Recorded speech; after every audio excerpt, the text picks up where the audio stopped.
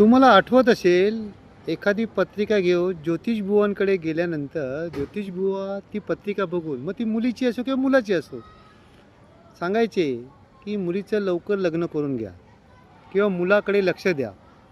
हे असं का सांगायचे, तुम्ही कधी जाणून घेतलं आहे का? तर मी तुम्हाला सांगतो.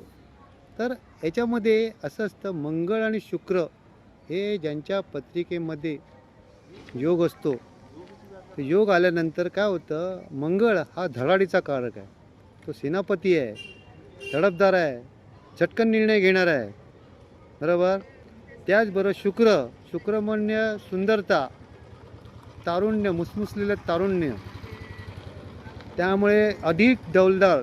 त्यामुळे हे जे व्यक्ती आहेत, मंगळ शुक्र, म्हणजे मुलगी असो किंवा मुलगा असो, यांचं हे वयाने प्रौढ लवकर होतात. शरीर भरलं जातं, शरीर आकर्षित दिसतं. आणि त्यामुळे आकर्षित दिसल्यामुळे काय होतं की त्यांच्याकडून चुकून काही घटना घडल्या जाऊ शकतात, कारण काय प्रौढत्व लवकर आलं ना, बरोबर ना.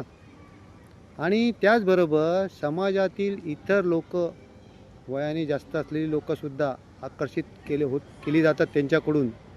त्यामुळे वेडंवाकडं काहीही घडू शकतं. आणि ह्याच गोष्टीचा फायदा समाज घेत असतो, जे वाईट प्रवृत्तीने असलेले. अशाच वेळी हे जे योग दिसल्यामुळे जे चांगले ज्योतिषी असतात, ते तुम्हाला ते असं खोलून तुम्हाला सांगणार नाही पुस्तक उघडून. ते फक्त तुम्हाला एक आयडिया देतात की मुलीचं लवकर लग्न करून टाका, मुलाकडे लक्ष द्या, हेच कारण आहे. बघा कसं काय ते सांगण्याचा प्रयत्न केला आहे, समजून घ्या विषय. थँक्यू.